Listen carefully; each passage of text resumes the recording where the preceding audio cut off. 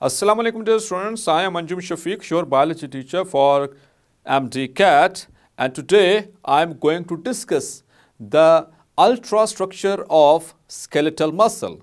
So let's move to the classboard. Dear students, now the ultrastructure of skeletal muscle. Very important and very much conceptual topic. इसमें से अगर आपको सही तरह से स्ट्रक्चर्स की क्लियरेंस नहीं है, टर्मिनोलॉजी की सही तरह से कॉन्सेप्ट्स नहीं है, सो आप आसानी से ट्रैप हो सकते हैं एडी टेस्ट के एमसीक्यूज में. Clear? So listen very carefully. बहुत आसान किया है मैंने आपको यहाँ पर इस चीज़ को एक्सप्लेन करने के लिए बहुत सिंप्लीफाइड वे में, और एक कॉम्प्रिहेंसिव लेक्चर आपके लिए यहाँ पर प्रिपेयर किया है. So hopefully you will enjoy as well as it will be easy for you to learn this topic. So आमतौर पर स्टूडेंट्स इस टॉपिक में फंस जाते होते हैं, ठीक है, but hopefully I know you are very good students of mine and you will understand these very well. But the first condition is you must be a keen listener as well as keen observer. Clear? So skeletal muscle, here is some properties of the skeletal muscle which we have also discussed in the previous lecture. So the muscles which are attached to skeleton, जो muscles skeleton के साथ attach होते हैं उनको हम कहते हैं skeletal muscles. और इनका काम क्या होता है? They allow movement.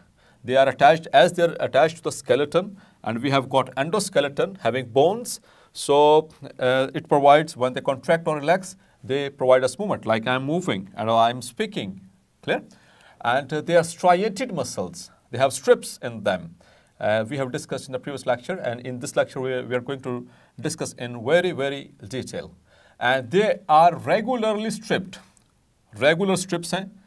Last lecture में मैं discuss किया cardiac muscle और स्मूथ कार्डिक मसल और स्केलेटल मसल में एक चीज़ कॉमन है कि दोनों स्ट्रिप्ड हैं, लेकिन जो इनमें डिफरेंस क्रिएट हो जाता है कि वो स्ट्रिप्स जो हैं स्केलेटल मसल में वो रेगुलर स्ट्रेशंस के साथ हैं, रेगुलर स्ट्रिप्स हैं, जबकि कार्डिक जो सेल है, जो मसल फाइबर है, उसके अंदर ये इरेगुलर स्ट्रिप्स हैं. And they are voluntary, means we can control them. Clear? Most of the time we can control them. Or there is a Greek word which is called sark. This is the sark. Sark means flesh or meat. Dear students, cells तो हमारी body में और भी बहुत सारे हैं. There are approximately 200 different types of cells we have got. But this is a somewhat unique cell. It is a very different cell. इसीलिए इसकी differentiation करने के लिए इसके साथ ये एक प्रीफिक्स लगाया गया है, दैट इज सार्क. इसकी जब जितनी भी हम टर्मिनोलॉजीज पढ़ेंगे उसके साथ ये सार्क एंटर होगा related to the muscle fibre और the muscle cell. Clear? So let us start. So here is the bone and here is attached the skeletal muscle, the muscle attached to the skeleton. It's a skeletal muscle, entire muscle. और muscle जो होता है उसके तीन parts होते हैं dear students. दो ends होते हैं और दरमियान में belly. In the centre the most fleshy part of the muscle is belly. और एक और चीज़ याद रखिएगा, यही वो पार्ट है विच शोज कॉन्ट्रैक्शन. यही कॉन्ट्रैक्ट करता है या फिर रिलैक्स करने की एबिलिटी रखता है. सो बेसिक रोल इसका मूवमेंट में बेली का होता है. और जो टर्मिनल्स होते हैं, एक ओरिजिन कहलाता है, एक इंसर्शन कहलाता है. ये आगे चलकर हम इन दोनों टर्म्स को डिफ्रेंशिएट करेंगे बहुत आसानी के साथ. बस अभी फ़िलहाल यही बताता चलो कि वो एंड जो फिक्स्ड रहे व्हेन दिस मसल कॉन्ट्रैक्ट्स वो कहलाता है, that is called as the origin. और दूसरा एंड जब वो मसल कॉन्ट्रैक्ट करे तो वो मूव करवाए बोन को एट जॉइंट, वो कहलाता है इंसर्शन. थोड़ी देर तक in a short let we are going to discuss.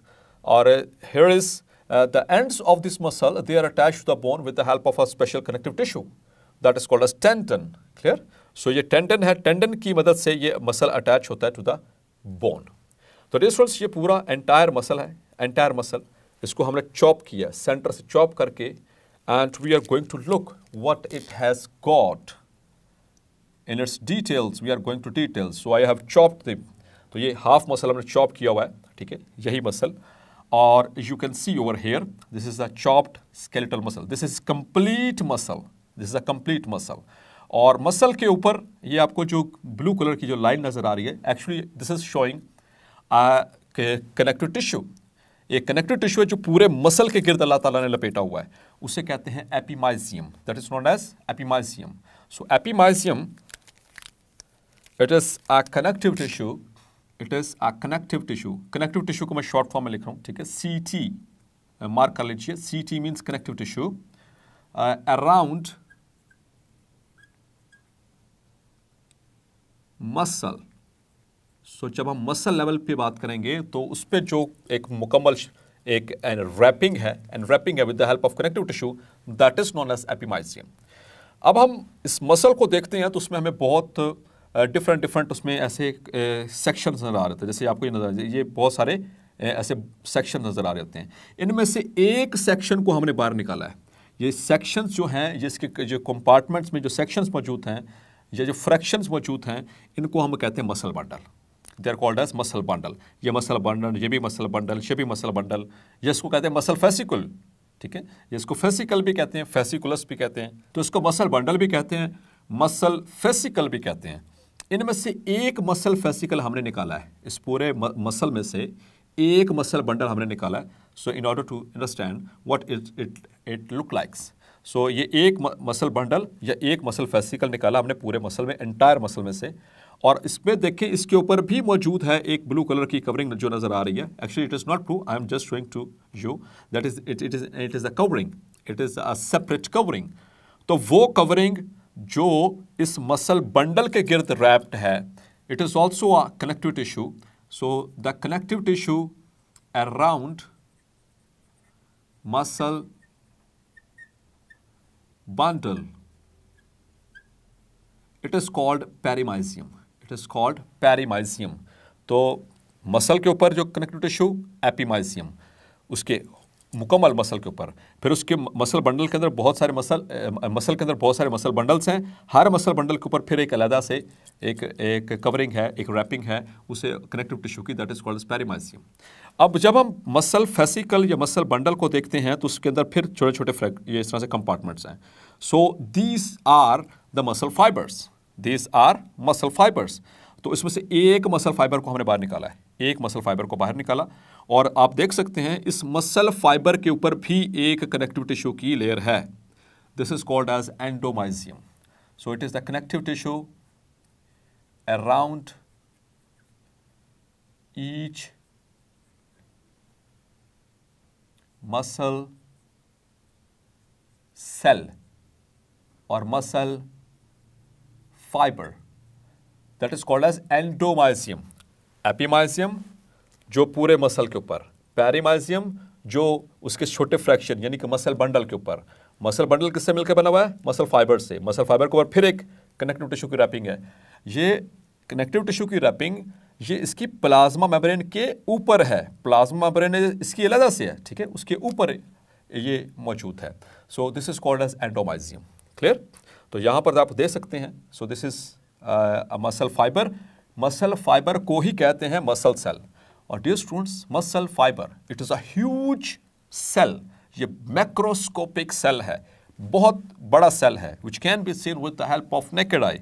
So it ranges from 10 to 100 micrometer in diameter. So this is muscle fiber, और जिसको कहते हैं हम मसल सेल, और it is also known as myocyte. Clear? Myocyte भी कहते हैं इसको।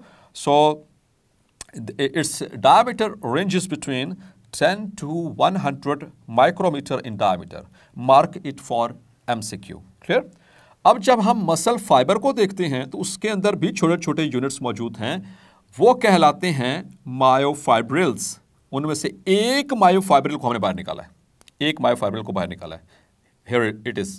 So मायोफाइब्रिल जो है डियर स्टूडेंट, ये इससे छोटा लेवल है, मसल फाइबर से भी छोटा लेवल। एक मसल फाइबर जो है वो उसका डायमीटर है 10 to 100 माइक्रोमीटर इन डायमीटर, और उसके अंदर मौजूद जो मायोफाइब्रिल्स हैं उनका डायमीटर होता है 1 to 2 micrometre in diameter. Mark it as well for the MCQ। अब जो मायोफाइब्रिल है इसके अंदर भी छोटे छोटे यूनिट्स मौजूद हैं जिन्हें कहते हैं मायोफिलामेंट्स। अब मायोफिलामेंट्स दो तरह के हैं, एक है थिन फिलामेंट्स और एक है थिक फिलामेंट्स। ये रहा थिन फिलामेंट और ये रहा thick filament. Don't worry, we are going to discuss them in very detail, the ultrastructure. तो ये थिन फिलामेंट और ये रही थिक फिलामेंट। थिन फिलामेंट को आम तौर पर हम एक्टिन फिलामेंट भी कहते हैं because of abundance of actin protein in them. और जो थिक फिलामेंट है इसको हम मायोसिन फिलामेंट भी कहते हैं बिकॉज इसमें जो एबंडेंस है वो मायोसिन प्रोटीन की है। अगर इनकी हम बात करें सो जो थिन फिलामेंट जो है it is 7 to 8 nanometre in diameter and the thick filament it is 16 nanometre in diameter. So we are just talking about the diameters, हम लेंथ की बात नहीं कर रहे। तो वो तो जितना बड़ा मसल होगा उतनी बड़ी उसकी लेंथ होगी, that is variable, but their diameter that is the dimension which can be studied under them, वो कंसिस्टेंट हो सकती है। क्लियर? सो ये 3 रीडिंग्स आपने, ये 4 जो रीडिंग्स हैं, मसल फाइबर की diameter 10 to 100 micrometre, myofibril 1 to 2 micrometre, and thin filament 7 to 8 not micrometer but nanometer, and thick filament 16 nanometer in diameter not in length. Clear? अब dear students, इस एक myofibril को हम बड़ा करके देख रहे हैं over here, इस एक मायोफाइब्रिल को हम बड़ा करके देख रहे हैं। तो मायोफाइब्रिल पे जब हम देखते हैं तो हमें बहुत सारी ऐसे स्ट्राइएशंस नजर आती हैं। These are the striations. हम कहते हैं ना कि muscle fibre, skeletal muscle fibre, ये स्ट्रिप मसल है, इसके ऊपर स्ट्राइएशंस है and regular striations it has got. ठीक है, तो वो रेगुलर स्ट्राइएशन देखें इस तरह से, ये रेगुलर स्ट्राइएशंस हैं। अब ये चूंकि मसल फाइबर, इसी को मसल सेल कह रहे हैं, तो इसका मतलब है कि इसके पास इसकी प्लाज्मा मेम्ब्रेन भी है, सेल है ना, इसके पास इसका न्यूक्लियस भी है, इसके पास इसका साइटोप्लाज्म भी है, इसके पास इसका एंडोप्लाज्मिक रेटिकुलम भी है। क्लियर? तो इन सब को हम डिस्कस करेंगे बारी बारी, और ये एक्सेप्शन मतलब कि यूनिक प्रॉपर्टीज़ के हामिल हैं जो स्केलेटल मसल जो सेल है इसके हवाले से। अब एक तो चीज़ आपने नोट करनी है कि चूंकि ये एक मसल सेल है, इसमें देखिए न्यूक्लियस देख रहे हैं, दे आर ओवल। याद रखिएगा ये न्यूक्लियाई है इनके, हमने पढ़ा था प्रीवियस लेक्चर में कि स्केलेटल मसल के अंदर देर आर मैनी न्यूक्लियाई पर सेल। तो ये एक सेल है, इसमें देख सकते हैं बहुत सारे न्यूक्लियाई मौजूद हैं, और ये कहां पर मौजूद होते हैं? They are just present beneath the sarcolemma, they are just beneath the sarcolemma. Sarcolemma क्या है? The plasma membrane of the muscle fibre और मसल सेल। ठीक है, तो इनकी शेप याद रखनी है, एमसीक्यू के लिए मार्क कर लें। दे आर ओवल, यहां पे देख सकते हैं, they are oval, not spherical but they are oval. अब डियर स्टूडेंट्स, पहले ज़रा इधर आते हैं, फिर उसके बाद इस मसल फाइबर से यानी मसल सेल से रिलेटेड टर्मिनोलॉजीज के ऊपर मूव करेंगे। पहले ज़रा मायोफाइब्रिल का स्ट्रक्चर देखना ज़रा डिटेल से। तो मायोफाइब्रिल को देखते हैं जब, तो उसमें हमें ये वो जो स्ट्राइएशंस है नज़र आ रही हैं। ठीक है, ये स्ट्राइएशंस, इन स्ट्राइएशंस को बड़ा करके मैंने दिखाया ताकि हम इसको अंडरस्टैंड कर सकें देयर टर्मिनोलॉजीज। सो यहाँ पर एक देखें ब्लू, ये इस तरह से, फिर उसके बाद ये इसमें कुछ भी नहीं है, ये खाली ट्रांसपेरेंट है, फिर ये ब्लू, फिर मतलब ये जो से बैंड को रिप्रेजेंट कर रहे हैं। तो ये वाला बैंड जो है जिसमें 2 ब्लू हैं और दरम्यान में थोड़ी सी जगह खाली है, this complete band is called dark band, इसे हम कहते हैं डार्क बैंड, या फिर इसको कहा जाता है डार्क बैंड इसलिए क्योंकि जब हम इसको देखते हैं माइक्रोस्कोप में, सो इट अपीयर्स डार्क, और उसके साथ वाला हिस्सा लाइट अपीयर होता है, फिर डार्क, फिर लाइट, फिर डार्क, फिर light. So alternate regularly and pattern, regular rhythmically, यानी कि वो इनके अंदर वो स्ट्राइएशंस मौजूद हैं, dark band, light band, dark band, light band, इसी तरह से रेगुलर अल्टरनेट। अब ये रहा डार्क बैंड। डार्क बैंड को हम कहते हैं ए बैंड, पढ़ा आपने, A band for anisotropic, क्योंकि जो डार्क बैंड है वो एन आइसोट्रोपिक है। और एन आइसोट्रोपिक का क्या मतलब है डियर स्टूडेंट्स? जी, so hopefully you know, I am going to just revise your concepts. So anisotropic एक ऐसे स्ट्रक्चर को कहा जाता है which can polarise the light, जो लाइट को पोलराइज कर सके। चलें इस टर्म को ज़रा समझते हैं। डियर स्टूडेंट्स, आपको पता है कि जो लाइट है वो ट्रैवल करती है, जब travel it has got dual nature, and ये वेव के तौर पे बिहेव करती है और पार्टिकल्स के तौर पे भी बिहेव करती है। तो इसके जब ये पार्टिकल्स के तौर पर बिहेव करती है, it is called as photon. और फोटॉन्स जो होते हैं वो ट्रैवल कैसे करते हैं? They oscillate, to and fro, up and down, up and down, up and down, इस तरह से वो करते करते करते आगे को ट्रेवल करती है, ठीक है। सो जब ये लाइट ट्रेवल करती है इन द फॉर्म ऑफ पार्टिकल, तो ये 3 प्लेन्स पे मूव करती है, और 3 प्लेन्स आपको पता है X, Y and Z, 3 planes हैं। अब dear students, let us suppose ये हिस्सा डार्क क्यों दिखता है? ये हिस्सा डार्क इसलिए दिखता है कि इसके दरमियान में सिर्फ एक जगह है जहाँ से लाइट पास कर सकती है। तो ये बात, ये देखिएगा, ये एक्सिस कौन सा है? ये एक्स एक्सिस। ये वाला एक्सिस कौन सा है? ये वाई एक्सिस। और इस एक्सिस को क्या कहते हैं? जी एक्सिस, ठीक है। मैं इनको इंडिविजुअली मैं पास करवाऊंगा इस डार्क बैंड में से। तो देखिएगा कौन सी पास करती है। तो पहले मैं देखता हूँ एक्स को, ठीक है, एक्स प्लेन को। तो एक्स प्लेन ये इस तरह से है, और ये डार्क बैंड इस तरह से, ये देखें, ये मेरे 2 फिंगर्स, ये डार्क बैंड इस तरह से है। तो जब लाइट इस तरह से आ रही है, oscillating at the x axis, इस तरह से मूव करती हुई आ रही है, तो ये क्या ये यहाँ से पास कर सकती है? नहीं पास कर सकती, ठीक है। तो जिस लाइट जिस चीज़ से पास ना कर रही हो, तो वो हिस्सा क्या दिखता है? डार्क। तो ये वाला साइडों वाला हिस्सा दिखेगा डार्क। इस प्लेन के ऊपर लाइट इसमें से पास नहीं कर सकती। आप देख सकते हैं यहाँ से रुक गई। So it is like this. So ये रुक जाएगी, दिस लाइक दिस। अब हम बात करते हैं जी प्लेन की। तो जी प्लेन इस तरह से था, ठीक है, द थर्ड प्लेन। तो उसमें इस तरह से आ रहे हैं, तो इस तरह से आएंगे तो ये भी ब्लॉक हो जाएंगे, यहाँ से भी लाइट पास नहीं कर सकती, जिसकी वजह से ये वाला हिस्सा जो है वो डार्क दिखेगा। अब अगर हम बात करें वाई एक्सिस की, तो वाई एक्सिस में वो पार्टिकल्स कैसे मूव कर रहे हैं? अप एंड डाउन, इस तरह से, इस प्लेन के ऊपर। So this is why axis. तो जब इस तरह से वो मूव करती है, तो फिर दरमियान में से एक छोटी सी जगह जहाँ से पास करे, ये देख सकते हैं, ये दरमियान में से जगह जहाँ से ये पास कर सकते हैं, साइडों से पास नहीं कर सकते। जब इस एंगल पे पास कर रहे हैं, जिस एंगल से लाइट पास हो जाएगी, तो वो हिस्सा क्या दिखेगा? डार्क के लाइट, वो लाइट दिखेगा। तो दिस इज द रीजन इसने जो डार्क बैंड इसने क्या किया? इस लाइट को पोलराइज कर दिया। एक पोल में से गुजर रही है, एक प्लेन में से गुजर रही है। बात समझ आ रही है? मतलब कि ये वाई एक्स प्लेन पे नहीं गुजर सकी, जी प्लेन पे नहीं गुजर सकती, सिर्फ एक प्लेन पे एक पोल से होती हुई निकल सकती है, वो है वाई प्लेन। सो जो डार्क बैंड है ये पोलराइज करता है लाइट को। So that is why it is called as anisotropic. It polarises the visible light. Hopefully concept is clear.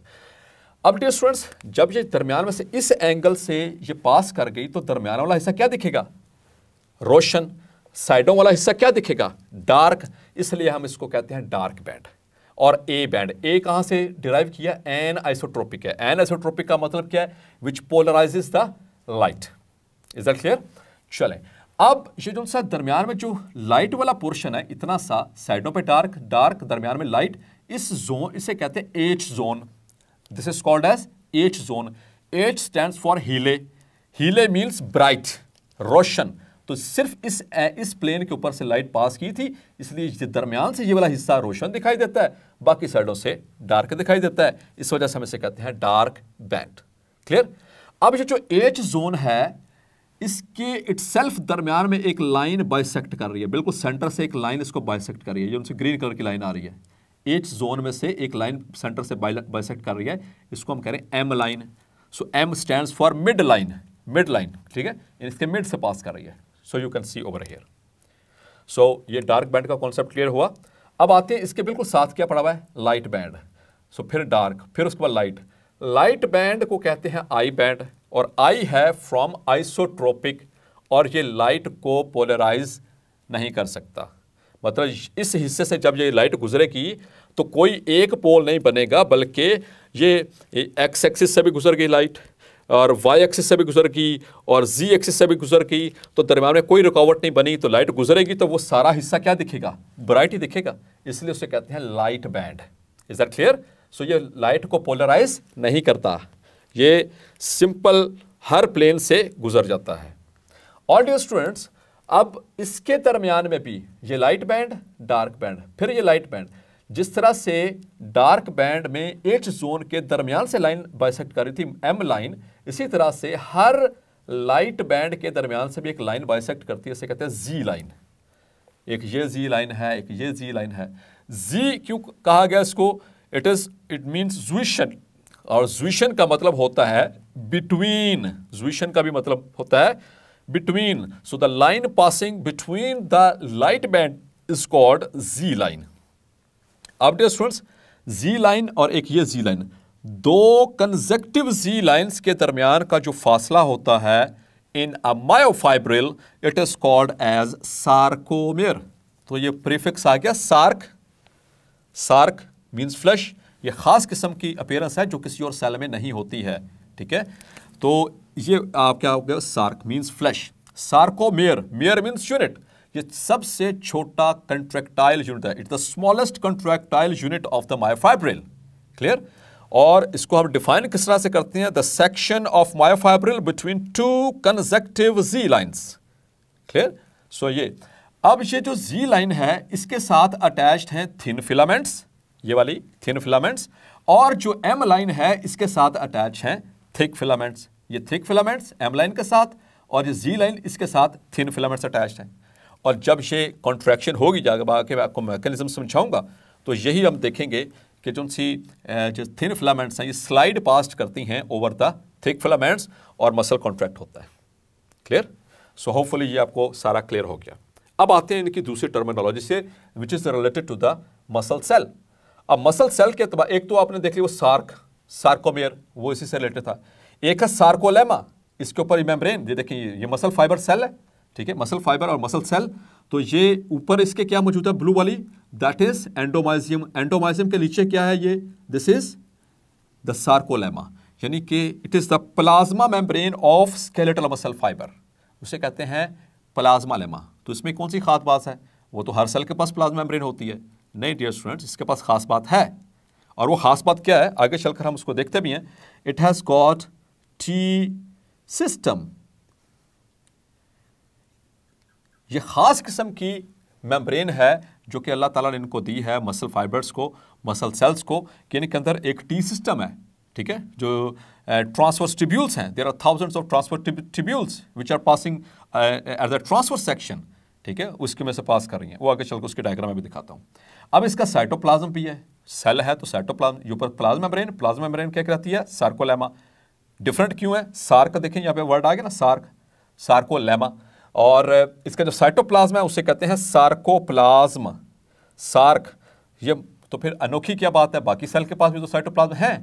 So cytoplasm of the muscle fibre is called as sarcoplasm. अनोखी बात यह है कि इस cytoplasm के अंदर बाकी सारी चीजों के अलावा there is additional glycogen, glycogen stored होती है, plus it has got myoglobin. Glycogen energy reserve है, मायोग्लोबिन ये ऑक्सीजन को स्टोर करने वाली प्रोटीन है। चैप्टर नंबर 13 में आपने पढ़ा था रेस्पिरेटरी जो प्रोटीन्स हैं, जो रेस्पिरेटरी पिगमेंट्स हैं which are present in the animals specially the humans. Clear. अब इसी तरह से इसके पास एंडोप्लाज्मिक रेटिकुलम भी होगा। तो इसका जो एंडोप्लाज्मिक रेटिकुलम है वो बाकी सेल्स के एंडोप्लाज्मिक रेटिकुलम से थोड़ा सा डिफरेंट होता है, इसीलिए इसके लिए वर्ड इस्तेमाल किया गया है sarcoplasmic reticulum, not endoplasmic reticulum but sarcoplasmic reticulum. So it is the endoplasmic reticulum of the muscle fibre. It have sarcotubules, MCQ उसके लिए मार्क कर लीजिए। तो आपने एंडोप्लाज्मिक रेटिकुलम पढ़ा था, उसमें एक तो या तो टिब्यूल्स होती हैं या फिर वो स्फेरिकल और ओवल जो सिस्टर्ने होते हैं। तो जो टिब्यूल्स होती हैं वो किस में होती हैं, they are present in the smooth endoplasmic reticulum. Clear. तो डियर स्टूडेंट्स, इसकी खास बात यह है कि इसके पास राइबोसोम नहीं है, इसके एंडोप्लाज्मिक रेटिकुलम में राइबोसोम्स नहीं हैं, it is devoid of ribosomes. तो ऐसा एंडोप्लाज्मिक रेटिकुलम जिसमें राइबोसोम्स अटैच ना हो वो कौन सा होता है, so yes you are right, it is smooth endoplasmic reticulum. Clear. और इसकी एक और खास बात कि इसके सार्कोप्लाज्मिक रेटिकुलम के अंदर it has got stored calcium, इसके पास स्टोर्ड कैल्शियम है, ठीक है, बहुत सारी कैल्शियम इसके जो टर्मिनल सिस्टर्ने होते हैं उनके अंदर बहुत सारी ये मौजूद होती है, कैल्शियम स्टोर्ड होती है, that helps, that will take part in the muscle contraction. Clear.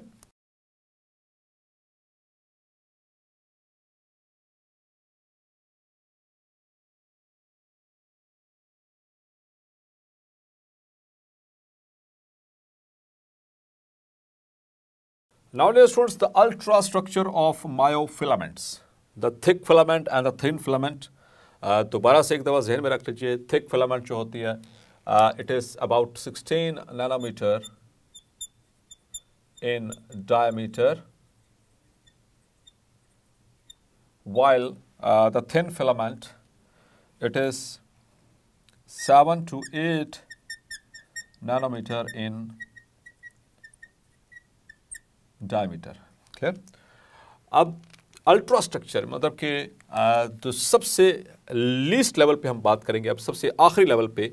So thick filament it is 16 nanometre in diameter and each myosin molecule have 6 polypeptides। एक थिक फिलामेंट जो है उसमें तकरीबन 300 के करीब मायोसिन मॉलिक्यूल्स होते हैं, ठीक है। एक थिक फिलामेंट के अंदर there are about 300 myosin molecules। each thick filament have about 300 myosin molecules और each myosin molecule, एक मायोसिन मॉलिक्यूल के अंदर एक हेड, दो हेड्स और एक टेल होती है, the twisted tail, polypeptide chain.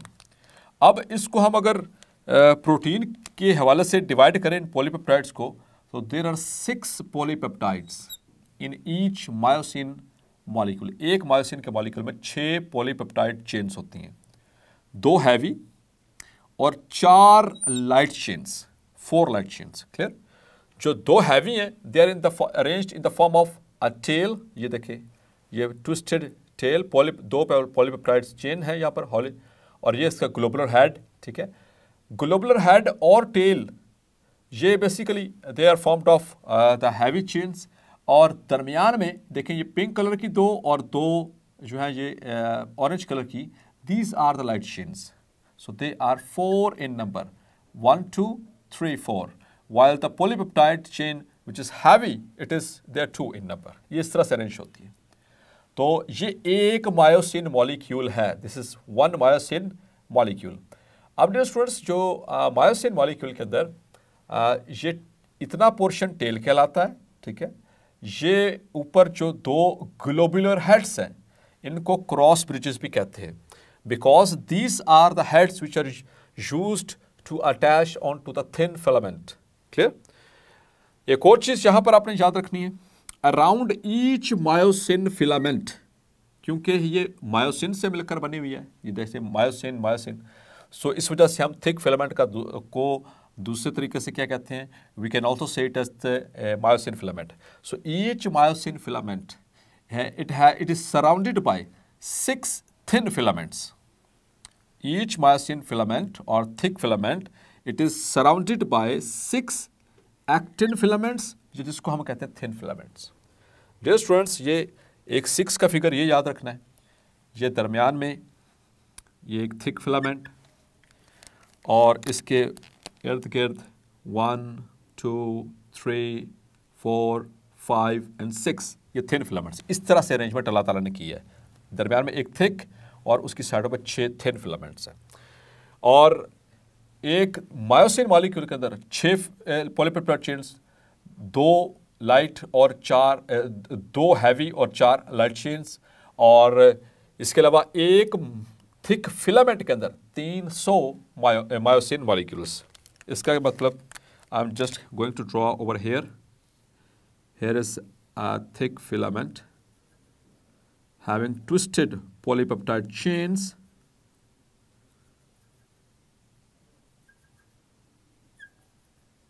बहुत सारी पॉलीपेप्टाइड चेन्स, और here are the globular heads।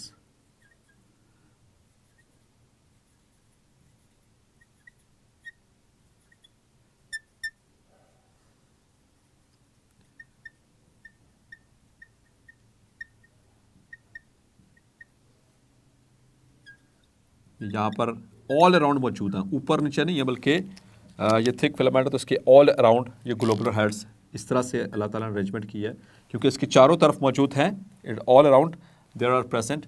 मतलब कि अगर हेड्स को मैं दिखाऊं तो ये इस तरह से ये ग्लोबुलर हेड्स हैं, ये ऐसे चारों तरफ इसके मौजूद हैं।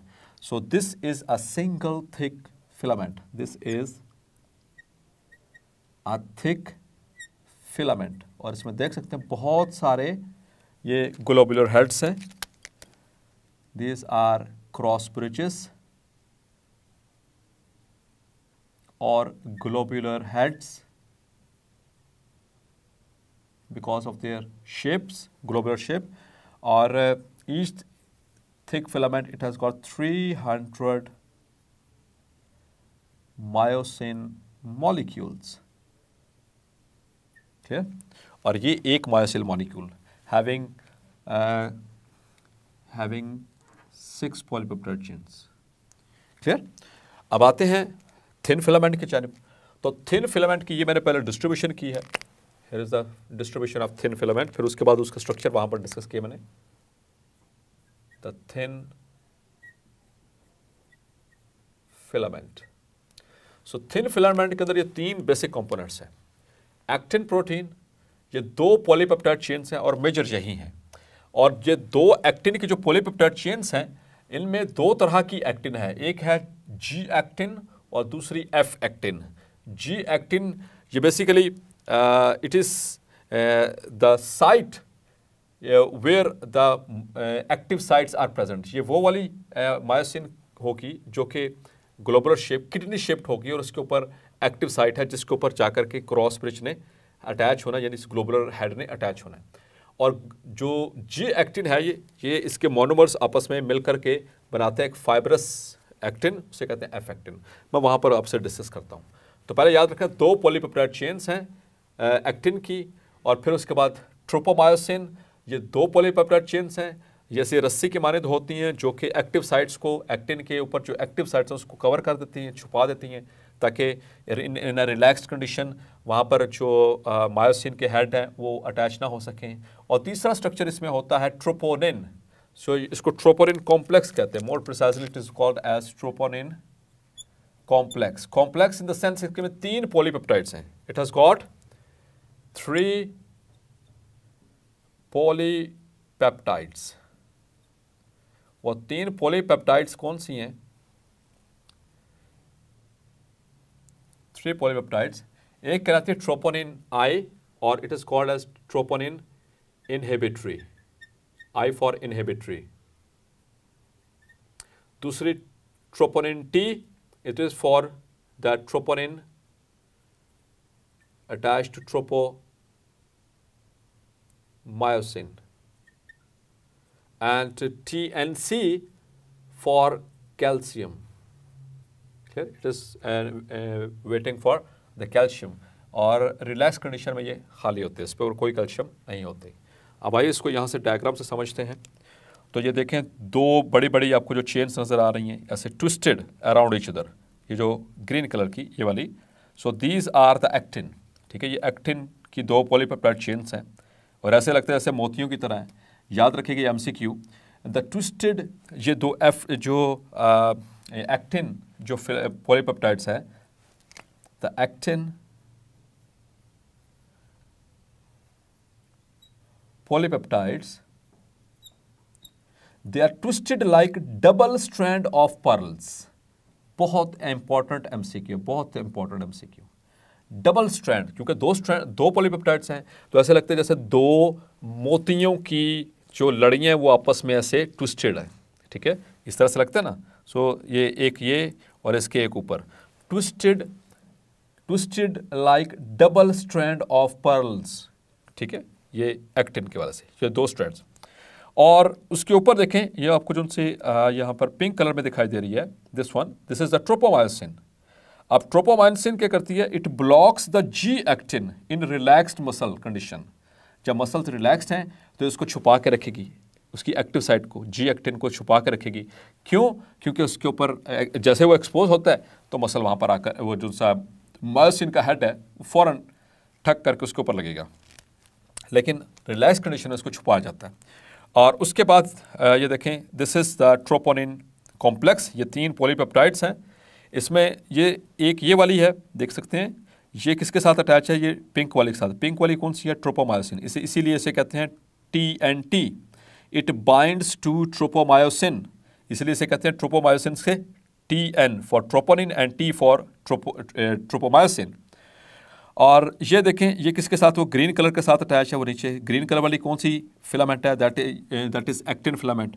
सो टी, इसे कहते हैं TNI, it is inhibitory that binds to the actin. ये इनहिबिटरी है, ये बाइंड करती है एक्टिन के साथ। और ये बिल्कुल ऊपर टॉप पे TNC that binds the calcium. Clear. अब इसमें जो एक्टिन है, इसमें ये एक इंडिविजुअल जो मॉलिक्यूल है ये कहलाता है G एक्टिन। याद रखना है, MCQs के लिए मार्क करें, इट इज किडनी शेप्ड। ये देखिएगा over here,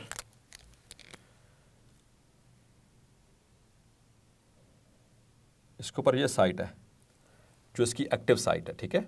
so it is kidney shaped, और फिर उसके ऊपर दूसरा और इस तरह से अटैच होगी, फिर तीसरी इस तरह एक्टिन। सो ये मोनोमर्स आपस में अटैच होकर के क्या बना रहे हैं, G actin. This is G actin. ये अटैच होकर के क्या बना रहे हैं, द F एक्टिन, ठीक है। So G actin it is kidney shaped, MCQ के लिए मार्क करें, it bear the active sites to which the myosin head attached during muscle contraction. और F एक्टिन जिसको कहते हैं filament fibrous actin, it is G actin monomers. Mono means single, mers mean units. तो G actin के जो, जैसे कि यहाँ पर मैंने आपको दिखाया बहुत सारे मोनोमर्स, दे आर पॉलीमराइज्ड, वो आपस में जुड़ते हैं into long chain of filaments, और चेन और filaments which is called fibrous actin. ये वाली ये पूरी चेन अब क्या कहलाती है, F एक्टिन। लेकिन इसका जो इंडिविजुअल यूनिट है वो कहलाता है G actin which is kidney shaped. इस तरह से जुड़ते चले जाते हैं and it will form the F actin. This is F actin and the individual is G actin, and here is the active site to which the to which the head of the myosin will get attached. Clear? So this is the structure, ultra structure of thick and thin filaments. अब dear students, मैं यहाँ पर एक इसके हवाले से थोड़ी सी contraction के हवाले से बात कर लूँ, फिर उसके बाद हम आते हैं इसके दूसरे पॉइंट की तरफ। So in 1954 there were two scientists by the name of H. Huxley and A.F. Huxley. 1954 they hypothesized, उन्होंने एक हाइपोथेसिस पेश किया कि जब मसल कॉन्ट्रैक्ट करता है तो उसमें क्या क्या इवेंट्स होते होंगे, the total events occurring in a muscle contraction. तो डियर स्टूडेंट्स, यहाँ पर मैंने इससे प्रीवियस जैसे कि हमने फ्रेम में देखा था, ये मैंने वो मायोफाइब्रिल के लेवल के ऊपर ये डायग्राम बनाई थी। ये दिस इज़ एम लाइन, और एम लाइन के साथ क्या अटैच होते हैं, मायोसिन यानी कि थिक फिलामेंट्स, ठीक है। और ये जी लाइन के साथ अटैच होते हैं थिन फिलामेंट्स यानी कि एक्टिन फिलामेंट। क्लियर। चूंकि थिन फिलामेंट के अंदर ज़्यादातर तादाद किसकी है, मतलब कि दिखने में ज़्यादातर क्या है, एक्टिन है, इसलिए इसको एक्टिन फिलामेंट कहते हैं। मायोसिन जो थिक फिलामेंट है उसमें मायोसिन है, तो इसलिए उसको मायोसिन फिलामेंट कहते हैं। और ये दरमियान ये थिन फिलामेंट्स किसके साथ अटैच हैं, जी लाइन के साथ। मायोसिन फिलामेंट्स किसके साथ अटैच हैं, एम लाइन के साथ, यानी कि ये डार्क बैंड में और ये लाइट बैंड में, ठीक है, dark band and light band. तो ये जो ऊपर आपको एक डायग्राम नज़र आ रही है, this is in a relaxed muscle. जब मसल रिलैक्स्ड होते हैं, रिलैक्स मसल, उसमें इस तरह से होंगे जी लाइन और ये M lines, they are apart, वो दूर दूर हैं। और यहाँ पर देखें जो एक्टिन है यानी कि जो थिन फिलामेंट है वो थोड़ी थोड़ी इनके एंड्स के ऊपर मौजूद है, थोड़ी just a little bit overlapping the myosin filaments. लेकिन जब मसल कॉन्ट्रैक्ट करता है डियर स्टूडेंट्स, तो उस वक्त क्या होता है, जो इन्होंने हाइपोथेसिस किया दिया था कि the thin filaments slide past thick ones so that actin and myosin overlap to greater degree. यहाँ पर तो देखें एक्टिन और ये मायोसिन ये थोड़े आपस में ओवरलैप्ड है, थोड़े ओवरलैप्ड है। लेकिन जब ये मसल कॉन्ट्रैक्ट करता है तो देखें ये ऊपर मायोसिन और नीचे इसकी लेंथ के ऊपर मौजूद है एक्टिन। सो जब मसल कॉन्ट्रैक्ट करता है तो थिन फिलामेंट्स जो होती हैं ये स्लाइड पास करती हैं थिक फिलामेंट्स में इस तरह से कि ये आपस में ग्रेटर डिग्री के ऊपर इनकी वो ओवरलैपिंग होती है। The thin filament slide past thick, slide past का मतलब है कि ये अपनी जगह पे द मायोसिन्स ये उनसी थिक फिलामेंट्स हैं, ये अपनी जगह पे रहेंगी, इनके हेड पकड़ कर थिन फिलामेंट को अंदर की तरफ खींचेंगे, ठीक है, towards the centre, towards the M line, यहाँ पर इसकी तरफ खींचेंगे, इसको पकड़ के इधर खींचा जाएगा, ठीक है, इस तरह से। So this in this condition this will move. और जो थिन फिलामेंट्स है जो कि जी लाइन के साथ अटैच है, ये देख सकते हैं, ये जब इनको पकड़ के खींचेंगे इस तरह से, सो ये दे विल कम क्लोजर, और काफ़ी डिग्री तक स्लाइड पास हो चुके हैं। अब ये जी लाइन और ये जी लाइन, दो जी लाइन के दरमियान का जो फासला क्या कहलाता है, इट इज़ कॉल्ड सार्कोमेयर। तो यहाँ पर देखिए सार्कोमेयर इतना है, लेकिन ये कॉन्ट्रैक्टेड फॉर्म है, तो यहाँ पर इसके सार्कोमेयर की लेंथ और यहाँ पर देखें छोटी है, तो सार्कोमेयर क्या हुआ है, रिड्यूस हुआ है। So the second hypothesis that was the Z line brought close together. ये Z line ये करीब आ जाएगी, क्यों? क्योंकि Z line करीब आ जाएगी क्योंकि मायोसिन के जो ग्लोबुलर हेड्स हैं वो एक्टिन को पकड़कर अंदर की तरफ खींच रहे हैं, तो Z line अंदर की तरफ खींचती चली आएगी। The H zone disappears. H zone कहाँ पे था, ये M line, और इसके आसपास यहाँ पर साइडों पे क्या था, H zone। तो डियर स्टूडेंट ये देखें, जब ये ऐसे ये H जोन और दरम्यान में ये M लाइन, तो जब ये ऐसे मुकम्मल तौर पर कॉन्ट्रैक्शन हो जाती है तो ये H जोन गायब हो जाता है, क्योंकि उसके ऊपर क्या ओवरलैप हो चुकी होती हैं, थिक फिलामेंट के ऊपर थिन फिलामेंट, तो अब वो H जोन नज़र नहीं आएगा, डिसअपीयर हो जाएगा। The A band move closer together but do not change in length, मतलब वो एक दूसरे के करीब तो आएंगे लेकिन उनकी लेंथ, इंडिविजुअल लेंथ जो है वो चेंज नहीं होगी। And number 5, the I band shortens, तो आई बैंड क्या हो जाएगा, छोटा होना शुरू हो जाएगा, क्योंकि वो उसको खींचा जा रहा है, it is being pulled by the myosin heads. So this is called as the sliding filament model which was presented by H. Huxley and A.F. Huxley in 1954। तो ये हाइपोथेसिस था। उसके बाद इसके ऊपर एक्सपेरिमेंट्स हुए तो पता चला कि वाकई में तकरीबन ऐसा ही होता है, ऐसे ही इवेंट्स सामने आते हैं।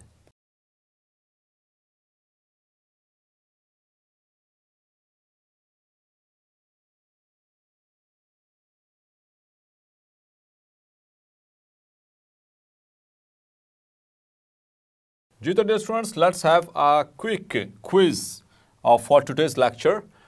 So first of all, the actin and myosin both are present at the level of, आपने डायग्राम देखी डिटेल के साथ, और उसमें मुझे बताएं एक्टिन और मायोसिन दोनों किस लेवल के ऊपर मौजूद हैं, A band, I band, H band और सार्कोमेयर, यानी दोनों जहां पर इकट्ठे हों वो कौन सा लेवल है यहाँ पर, सो दैट इज ए बैंड, याद रखिएगा, ठीक है। ए बैंड के लेवल के ऊपर, डार्क बैंड के लेवल के ऊपर दोनों हल्के से ये थिक फिलामेंट और उसके नीचे ये thin filament, slightly a little bit there.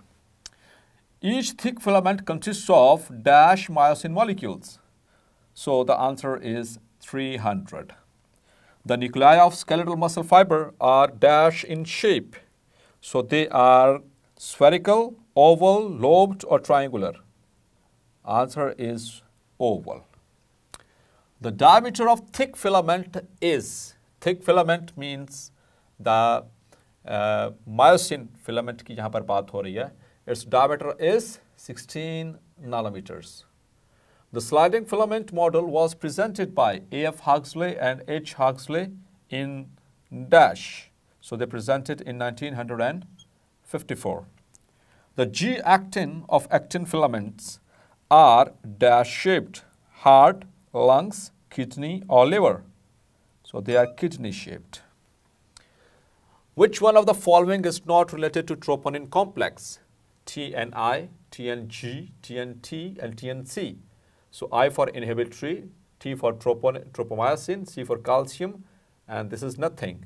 So this is not related to the troponin complex.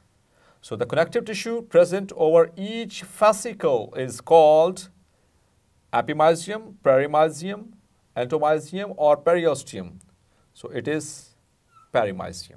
Ji to dear students, today we have discussed the ultrastructure of skeletal muscle, and hopefully it is clear to you. If there is any query related to today's lecture, you can put your question in the comments box. The subject specialist will answer you soon. So take care of yourself until the next lecture. Allah Hafiz.